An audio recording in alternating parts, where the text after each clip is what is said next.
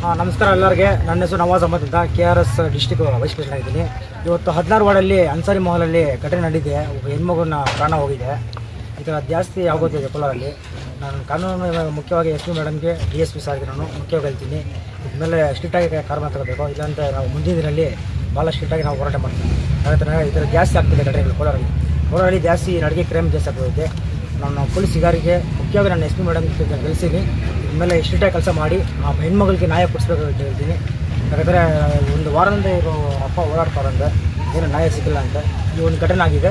ದಯವಿಟ್ಟು ನಾನು ಎಲ್ಲ ಪೊಲೀಸ್ ಡಿಪಾರ್ಟ್ಮೆಂಟ್ ಹೇಳ್ತೀನಿ, ಆಯಿತಾ? ಪೊಲೀಸ್ ಡಿಪಾರ್ಟ್ಮೆಂಟ್ ಹೇಳ್ತೀನಿ, ಆಮೇಲೆ ಕಾನೂನನ್ನು ಕ್ರಮ ತಗೊಬೇಕು. ಸ್ಟ್ರಿಕ್ಟಾಗಿ ಕೆಲಸ ಮಾಡಿ ಏನು ಅವ್ರಿಗೆ ಕಾನೂನಿಂದ ಅವ್ರ ಮೇಲೆ ಆ್ಯಕ್ಷನ್ ತರಬೇಕು ಅಂತ ಕೊಡಿಸಿ ಆ ಹೆಣ್ಮಗಳಿಗೆ ನ್ಯಾಯ ಕೊಡಿಸ್ಬೇಕು ನಾನು ಹೇಳ್ತೀನಿ. ಹುಡುಗ ಅದೇ ಹುಡುಗ ಅಯ್ಯೂಬ್ ಬಾಬಾ ಅಂತೆ. ಅವನ ಮೇಲೆ ಅವ್ರನ್ನ ಅರೆಸ್ಟ್ ಮಾಡಿ ಜೈಲು ಹಾಕಿ, ಇದರಿಂದ ಯಾರು ಇದ್ದಾರೆ, ಇನ್ನೊಬ್ರು 4-5 ಜನ ಇದೆ ಗೊತ್ತಾಯಿತು. ಅವ್ರನ್ನ ತೊಗೊಂಡ್ರೆ ಆ್ಯಕ್ಷನ್ ತೊಗೊಂಡ್ರೆ ಗೊತ್ತಾಗುತ್ತೆ ಯಾರೋ ಈ ಜೊತೆ ಕೈ ಹೊಡೆದಾರೆ, ಸಪೋರ್ಟಿಂಗ್ ಮಾಡಿದ್ರೆ ಎಲ್ಲರೂ ಅರೆಸ್ಟ್ ಮಾಡಬೇಕು. ಎಲ್ಲರೂ ಅರೆಸ್ಟ್ ಮಾಡಿ ಅವ್ರನ್ನ ಜೈಲು ಹಾಕಬೇಕು. ಅವ್ರ ಹೆಣ್ಮಕ್ಳಿಗೆ ಒಂದು ನ್ಯಾಯ ಕೊಡಿಸ್ಬೇಕು. ನಾನು ಈ ಮುಖ ನೆಕ್ಸ್ಟು ಈ ಥರ ಯಾವ ಘಟನೆ ಯಾವುದು ಹೆಣ್ಮಗಳಿಗೆ ಎಲ್ಲ ಯಾರಿಗೂ ಆಗಂಗಿಲ್ಲ, ಇಡೀ ಡಿಸ್ಟಿಕ್ ಎಲ್ಲ ಆಗಂಗಿಲ್ಲ. ನಾನು ಹೇಳಕ್ಕೆ ಇಷ್ಟಪಡ್ತೀನಿ. ಸ್ಟೇಷನ್ನಲ್ಲಿ ಹೋಗಿ ನಾವು ಓಡಾಡಿ ಸುತ್ತಾಗ್ಬಿಟ್ಟಿದ್ದೀವಿ. ನಮಗೆ ನ್ಯಾಯ ಸಿಕ್ಕಿಲ್ಲ. SP ಮೇಡಮ್ ಅವ್ರಿಗೆ ನಾವು ರಿಕ್ವೆಸ್ಟ್ ಮಾಡ್ಕೊತಾ ಇದ್ದೀವಿ, ನನ್ನ ಮಗಳಿದ್ದು ನನಗೆ ನ್ಯಾಯ ಬೇಕು. ಇಬ್ಬರು ಮಕ್ಕಳು ಅವ್ರೆ, ಗಂಡ ನೋಡಿದ್ರೆ ಈ ಥರ ಬಿಟ್ಟೋಗ್ಬಿಟ್ಟಿದ್ದಾನೆ. ಬೇರೆ ಹುಡುಗಿ ಸಹವಾಸ ಮಾಡಿಕೊಂಡು ಈ ಥರ ಫೋನ್ಗಳು ಮಾಡಿ ಟಾರ್ಚರ್ ಮಾಡಿಕ್ಕೆ ನನ್ನ ಮಗಳು ವಿಷ ಕೊಡ್ದವಳೆ. ನನಗೆ ನ್ಯಾಯ ಬೇಕು. ನಮ್ಮ ಮಳೆ ಹೆಸರು ಬಂದು ಅಯ್ಯೂಬ್ ಬಾಬಾ ಅಂತ. ಅವ್ರ ಅಕ್ಕ ಅವ್ರ ಬಾಮ ಬಂದು ಬಿಡ್ಸ್ಕೊಂಡು ಹೋಗೋವ್ರ 2 ಸತಿನೂ. ಅವರೇ ಬಿಡಿಸ್ಕೊಂಡು ಹೋಗಿ ಇದು ಮಾಡೋವ್ರೆ. ಅವ್ರಿಗೂ ಏನೋ ಒಂದು ನಮಗೆ ನ್ಯಾಯ ಬೇಕು, ಏನೋ ಒಂದು ಮಾಡ್ತೀನಿ. ಕರ್ನಾಟಕ ರೈತರ ಸಂಘ, ನಾನು ಕರ್ನಾಟಕ ರೈತರ ಸಂಘದಲ್ಲಿ ಇದ್ದೀನಿ. ನಾನು ಫಯಾಜ್ ಅಹಮದ್ 16ನೇ ವಾರ್ಡಲ್ಲಿ ಮಾತಾಡ್ತಾ ಇದ್ದೀನಿ.